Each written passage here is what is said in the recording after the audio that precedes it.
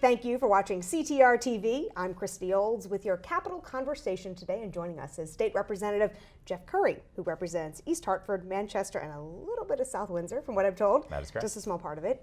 You're from East Hartford, lifelong resident, right? Born and raised, yes. Why'd you stay there? You know, public service in my family was always one of the most important things that we could possibly do, and just growing up in that kind of a life and with that family, it just seemed the natural progression to stick around and be able to give back to so many folks who were able to give me so much.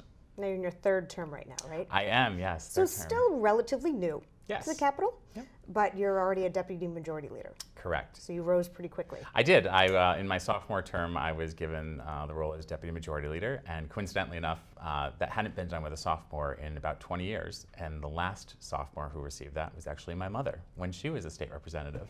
And she was made deputy majority leader her sophomore term. So it runs in the family. Absolutely, yes. Quick rising. What do you attribute that to? Why so much, I guess, success so quickly? I think it's a matter of just keeping my head down and just really getting the work done. And my work ethic, I think, speaks for itself. And I'm not interested in playing the partisan politics. And everything we do in that building is truly relationship driven, and I think the fact that I've been able to build those relationships and really cultivate that has kind of attributed to the fact that I am now kind of sitting where I am. And one of the places you're sitting right now is as a screener, yes, who determines what is on the schedule, on the calendar, the go list for that day in the House. Correct. How important is that role, and did you want to sit in that seat? It's a very important role, and yes, I did. So I did serve on the screening committee last term, but this term, the Majority Leader, Representative Ritter, chose me to be his screening chair. And so it definitely allows you to kind of have your fingers in a little bit of everything, and unfortunately, it kind of takes away from having a life on your weekends, most weekends. We have to read every single bill that comes out of every single committee and be able to make the recommendations for what should be changed, what we want to move forward, what our priorities are, if it's in line with the priorities we set out at the beginning of session.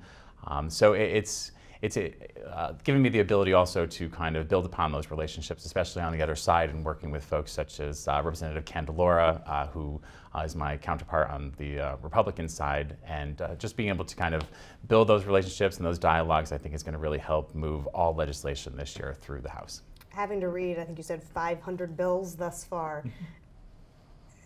Does it help to know everything that's going on that could come through the chamber, that is going to go through the chamber?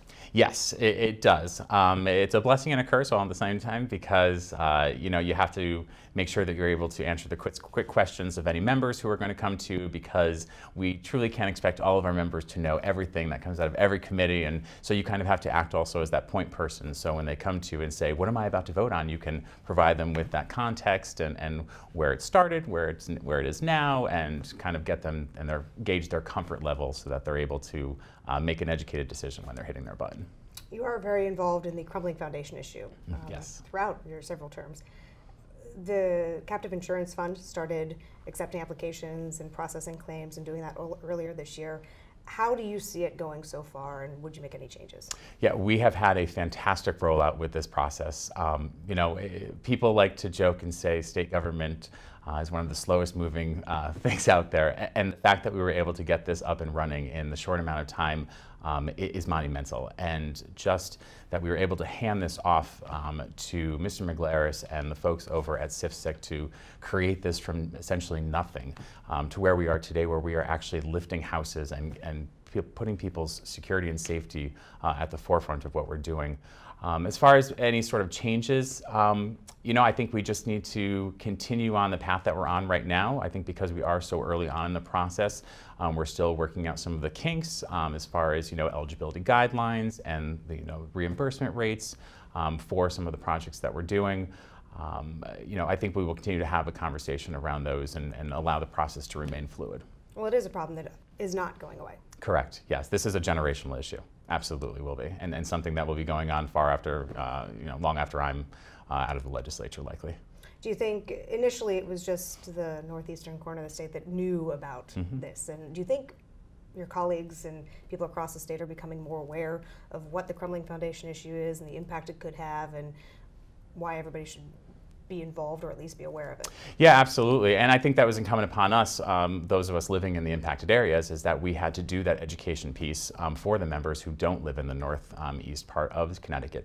I mean, when you break it down, it's roughly a quarter of the state's municipalities. And so when you put it in that term, or in those terms, folks kind of take a step back and say, oh, well, maybe this could impact us even if we don't live in that that particular area. And so we take the time to further explain that, and and making sure that folks are understanding it. It's all about putting the we before the me, and that's illustrated in the fact that we were able to pass this $12 surcharge on homeowners insurance policies. While not popular, it's something that's going to help the greater good, and not just those folks in the northeast corner. It's putting into this fund that's going to help homes down in New Haven that are literally sinking, that haven't been remediated yet. It's going to take care of home hazard containment issues, lead and radon throughout the state.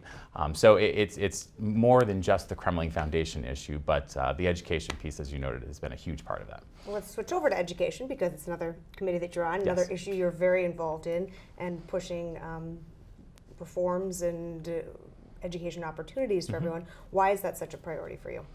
So I think the biggest thing right now, well, education is the foundation for everything that we do. And prior to my time in the legislature, I served as the Board of Education Chair in East Hartford. And as we mentioned in the opening, growing up in East Hartford, it gave me everything I could possibly want and need. And it all started within the classrooms.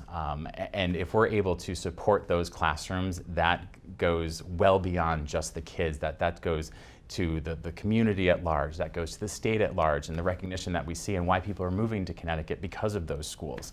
But I think too often we wind up having to talk about school issues, and it always turns to the funding side of things.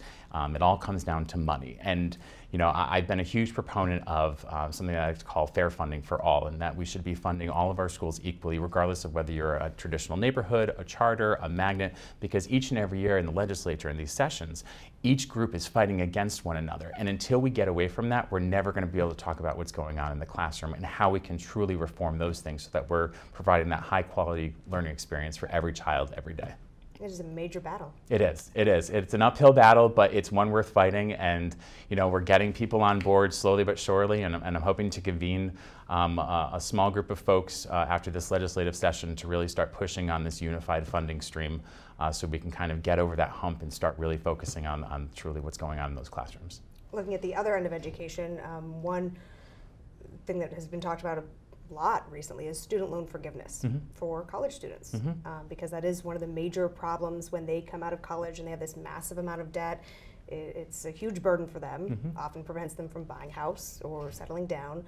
Where do you stand, or what do you think about some sort of program to offer forgiveness for those loans? Yeah, no, I think it's an important conversation to have.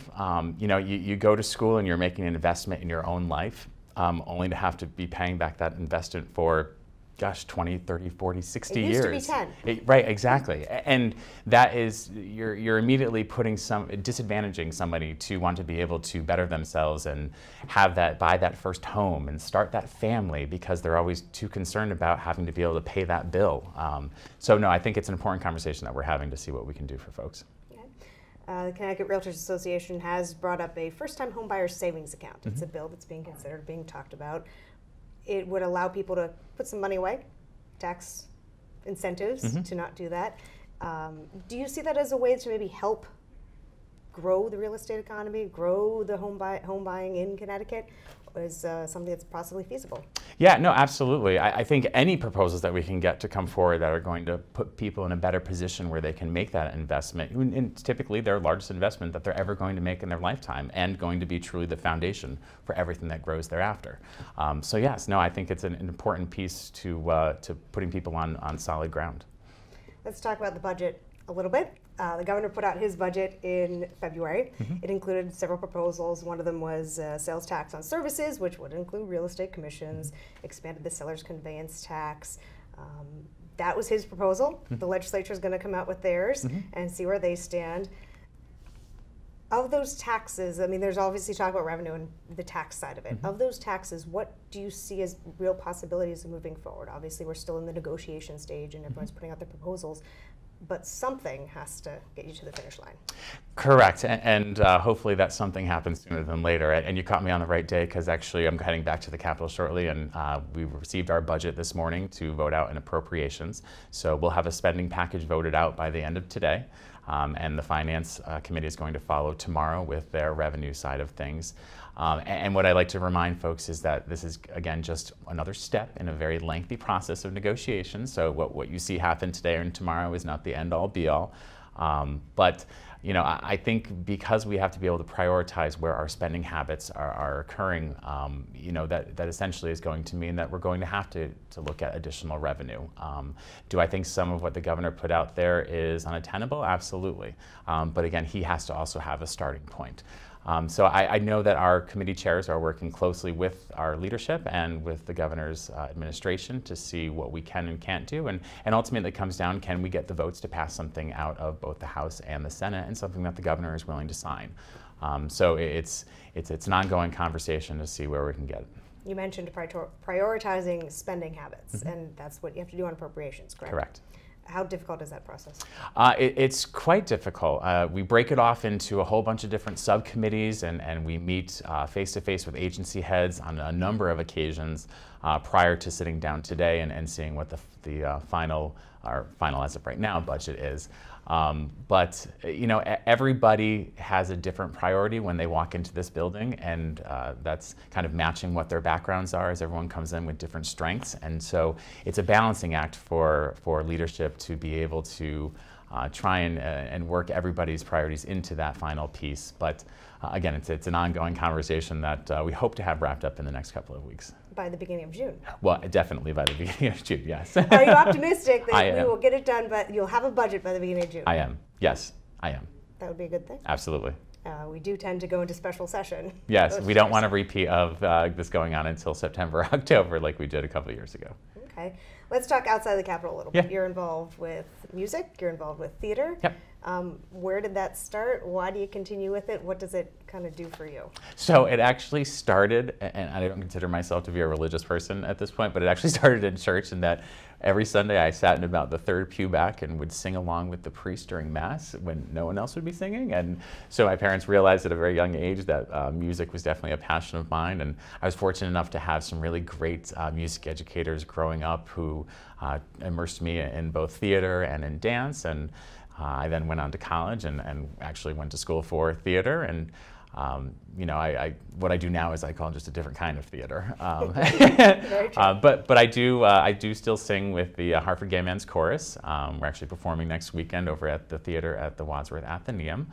And so it's kind of my outlet that gives you my escape from all of the craziness under the Gold Dome. You need that, right? Yeah, absolutely. You got to be able to balance your life out, and you got to have there's got to be a little bit of fun in everything that we do, because you know, this is all going to go on whether we're doing it or not, and so you got to make the best of the time that you're doing it. And if you're going to be miserable the entire time, then you should probably step aside. So you got to be able to balance it all. You brought a little bit of that balance to the LOB, to the Legislative Office Building, not too long ago, yes. when the cast of Rent yes. came and performed. Yeah, yeah. So this session we have a bill, it's an HIV prevention bill, which actually just passed out of the House last week.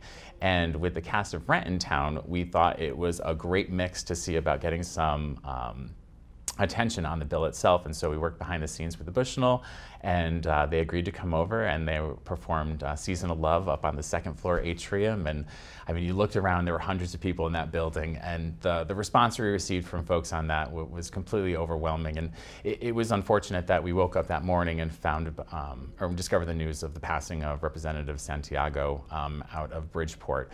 But I will say it was the easiest pivot that I've ever had to do in my life. And anyone who knows the song that they sang, Seasons of Love, it was the most fitting kind of tribute that we ever could have done for Ezekiel at that moment in time. Like I said, you have to have an outlet, you have to have a little bit of fun. Yes. To counterbalance all the important work that you guys are doing. Absolutely. Yeah. Anything else you would like to add? No, I just want to say I really appreciate all the work that you all are doing and giving me the opportunity to come out here and speak, and happy to have the relationship. Representative Currey, thank you for being here and joining us. Thank you. On CTR TV for our Capitol Conversation.